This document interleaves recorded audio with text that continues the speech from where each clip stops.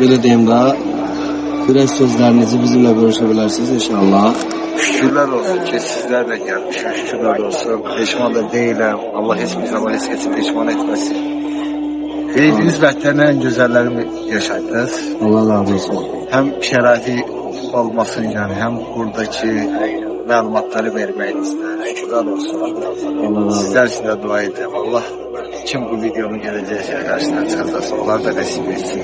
Amin. Sizlerle gelmeyi nasip etsin. Amin inşallah. İzzet razıyım.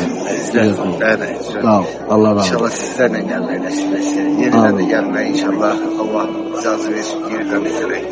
Yeniden de bu mübarek torpaqlara yardımcı. Amin inşallah. Şükürler olsun. Çok sağ olun. Allah razı olsun.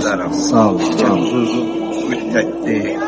Dedim 9 yıl değil de 19 yıl, 29 yıl de qeyd ediyor. Amin inşallah. 30 yıl qeyd ediyorsunuz. Amin inşallah. Səsiniz uzanlardan sorarınız, bilediğim yaxşı insanlardan gelsin ki. Amin. Sağ olun. Sizlere Allah razı müracaat olsun. etmeye rahat olsun.